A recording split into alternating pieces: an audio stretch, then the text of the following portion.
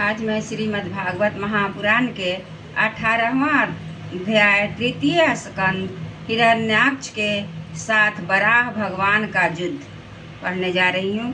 कृपया आप लोग भी इसे श्रवण अवश्य करेंगे। इसके श्रवण करने से ही बहुत लाभ होता है, मनोवांछित फल की प्राप्ति होती है, सुख समृद्धि आता है, इसलिए इसे अवश्य ही श्रवण करें। तो आइए पढ़ते हैं। ओम नमो भगवते वासुदेवाय।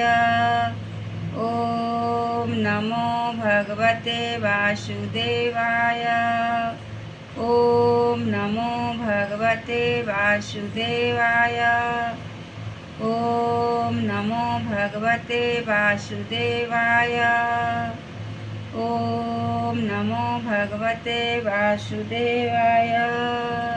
एक बार बोले कृष्ण भगवान की जय, विष्णु भगवान की जय। श्री मैत्रेय जी ने कहा, तात वरुण जी की यह बात सुनकर वह मदोन्मत्त दैत्य बड़ा प्रसन्न हुआ।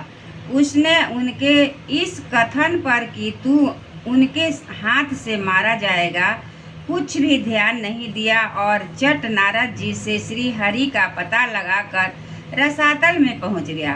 वहां उसने विश्व विजय वराह भगवान को अपनी दाढ़ों की नोक पर पृथ्वी को ऊपर की ओर ले जाते हुए देखा। वे अपने लाल लाल चमकीले नेत्रों से उसके तेज को हरे लेते थे। उन्हें देखकर वह खिलखिलाकर हंस पड़ा और बोला, अरे यह जंगली पशु यहाँ जल में कहाँ से आया? फिर वराह जी से कहा, अरे नासमझ, इधर आ, इस पृथ्वी को छोड़ दे। इसे विश्व विधाता ब्रह्मा जी ने हम रसातल वासियों के हवाले कर दिया है। रे शुकर रूपधारी सुराधम, मेरे देखते देखते तू इसे लेकर कुशल पूर्वक नहीं जा सकता। तू माया से लुक छिपकर ही दैत्यों को जीत लेता और मार डालता है। क्या इसी से हमारे शत्रुओं ने हमारा नाश कराने के लिए तुझे पाला है? मूढ़, तेरा बल तो जोग माया ही है और कोई पुरुषार्थ तुझ में थोड़ा ही है। आज तुझे समाप्त कर मैं अपने बंधुओं का शोक दूर करूंगा।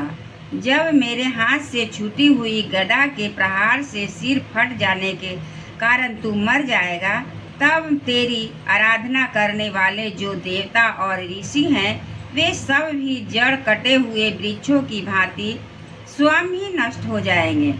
हिरण्याक्ष भगवान को दुर्वचन बाणों से छेदे जा रहा था, परंतु उन्होंने दांत की नोक पर पृथ्वी को भयभीत देखकर वह चोट सह ली और जल से उसी प्रकार बाहर निकल आए जैसे ग्राह की चोट खाकर हथिनी सहित गजराज।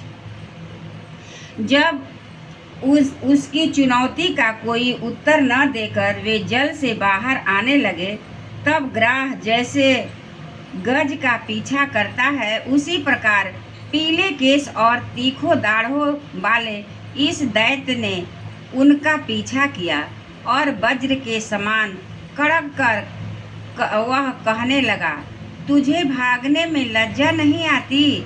सच है, असत पुरुषों के लिए कौन सा काम न करने योग्य है। भगवान ने पृथ्वी को ले जाकर जल के ऊपर व्यवहार योग्य स्थान में स्थिर कर दिया और उसमें अपनी आधार शक्ति का संचार किया। उस समय हिरण्याक्ष के सामने ही ब्रह्मा जी ने उनकी स्तुति की और देवताओं ने फूल बरसाए। फिर श्री हरि ने बड़ी भारी गदा लिए अपने पीछे आ रहे हिरण्याक्ष से, जो सोने के आभूषण और अद्भुत कवच धारण किए था, तथा अपने कटु वाक्यों से उन्हें निरंतर मर्माहत कर रहा था, अत्यंत क्रोधपूर्वक हंसते हुए कहा। श्री भगवान ने कहा, अरे सचमुच ही हम जंगली जीव हैं, जो तुझ जैसे ग्राम सिंहों कुत्तों को ढूंढते फिरते हैं। दुष्ट वीर पुरुष, तुझ जैसे मृत्यु पास में बंधे हुए अभागे जीवों की आत्मशलाघा पर ध्यान नहीं देते। हाँ, हम रसातल वासियों की धरोहर चुराकर और लज्जा छोड़कर तेरी गदा के भय से यहाँ भाग आए हैं। हमें ऐसी सामर्थ्य ही कहाँ है कि तेरे जैसे अद्वितीय वीर के सामने युद्ध में टक्कर ठहर सके।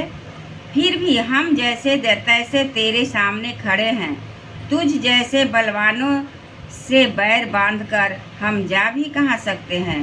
तू पैदल वीरों का सरदार है, इसलिए अब निशंक होकर उधेड़ बूढ़ छोड़कर हमारा अनिष्ट करने का प्रयत्न कर और हमें मारकर अपने भाई बंधुओं के आंसू पोंछ।